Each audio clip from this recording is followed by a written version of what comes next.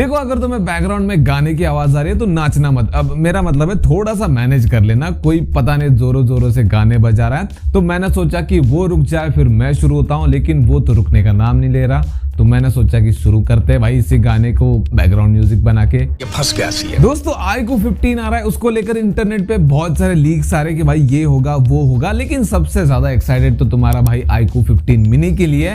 हाँ, माना कि वो इंडिया में आएगा नहीं आएगा इसके ऊपर कोई कंफर्मेशन नहीं है, लेकिन हम आशा करेंगे, दुआ करेंगे कि वो आ जाए। उसके ऊपर आगे बात करेंगे, पहले iQOO 15 को निपटाते हैं, मतलब उसके ऊपर बात करते हैं। तो iQOO 15 में 6.85 इंचेस का तुम्हें बड़ा डिस्प्ले मिलेगा, जो कि गेमर्स के हिसाब से सही डिस्प्ले की साइज है। लोगों को बड़े डिस्प्ले पे खेलने में मजा आता है गेम्स। और सैमसंग की डिस्प्ले होने वाली जो कि 2K रेजोल्यूशन के साथ आएगी। रिफ्रेश रेट का अभी हमें कुछ पता नहीं है, लेकिन iQOO 13 में 144 हर्ट्ज का था, तो इसमें भी तुम 144 हर्ट्ज का मान के चलो। इससे ऊपर जा सकता है 165 हर्ट्ज तक, लेकिन इसके नीचे तो नहीं जाने वाला, मतलब 144 हर्ट्ज तो कंफर्म है। और बाकी तो सबको पता कि iQOO 15 में आने वाला है स्नैपड्रैगन 8 Elite 2। इसी की वजह से भाई iQOO के इस नंबर सीरीज की बहुत ज्यादा एक्साइटमेंट होती है। एक तो भाई प्राइस बहुत कम होती है अगर हम बाकी फ्लैगशिप फोन से कंपेयर करते हैं, और उस प्राइस में हमें Qualcomm स्नैपड्रैगन का लेटेस्ट सबसे ज्यादा पावरफुल प्रोसेसर मिलता है। हाँ, लेकिन इसके साथ एक और चीज पता चली कि 16 GB की रैम होने वाली है बेस वेरिएंट में, जबकि iQOO 13 में 12 GB की थी।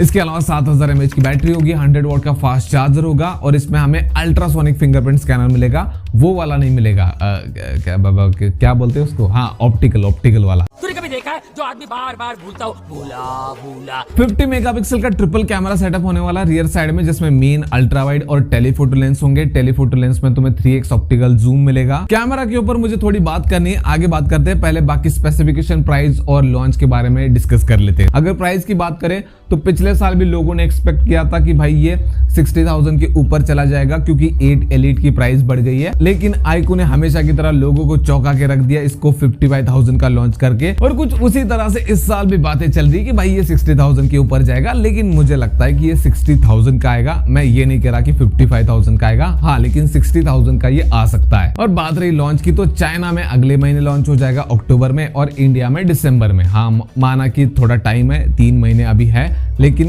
क्या करें, फोन ही ऐसा है तो उसकी बात तो 3 महीने पहले होगी। अब बात करते हैं कैमरा की, उसके बाद जाएंगे मिनी के पास।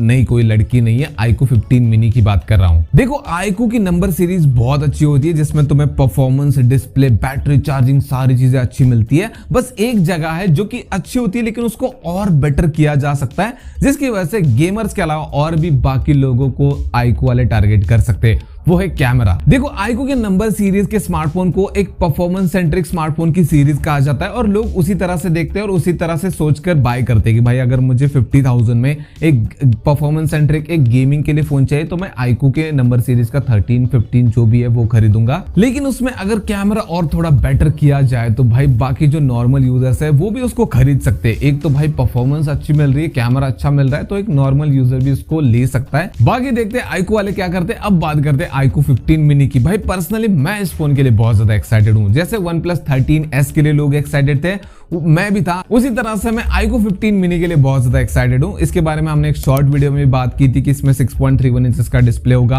और 8 Elite 2 होने वाला था, लेकिन उसको कैंसिल करके Dimensity 9500 प्लस होने वाला है। ये इसी वजह से कर रहे हैं iQOO वाले की, ताकि इसकी प्राइस कम से कम रखी जाए, और 7000 mAh की बैटरी होगी। अब अगर इसके प्राइस की बात निकली है तो मुझे लगता है कि अगर ये इंडिया में आता है, क्योंकि चाइना में तो लॉन्च होने वाला है, लेकिन अगर इंडिया में आता है तो इसकी प्राइस 50,000 के अराउंड हो सकती है, लाइक 51, 52,000 का। लेकिन अगर इसको iQOO वाले अपने हिसाब से भाई एग्रेसिव प्राइस पे लेकर जाते हैं तो ये कार डिस्काउंट के साथ 50,000 या फिर 49,000 का भी मिल सकता है। लेकिन ये सारी चीजें तभी पॉसिबल होगी जब वो इंडिया में आएगा। इसके ऊपर iQOO वाले देखते हैं क्या करते हैं, वरना एक कॉम्पैक्ट पावरफुल स्मार्टफोन की बहुत ज्यादा जरूरत है आज के टाइम पे। वरना आजकल तो 6.8 इंच 6.9 इंच बहुत नॉर्मल हो चुका है। एक दिन आएगा कि लोग फोन समझ के टैबलेट यूज करेंगे। बाकी इसके ऊपर तुम अपने थॉट कमेंट में बताओ, और तुम मुझे बताओ कि क्या तुम iQOO 15 के लिए एक्साइटेड हो या फिर iQOO 15 मिनी के लिए मेरी तरह।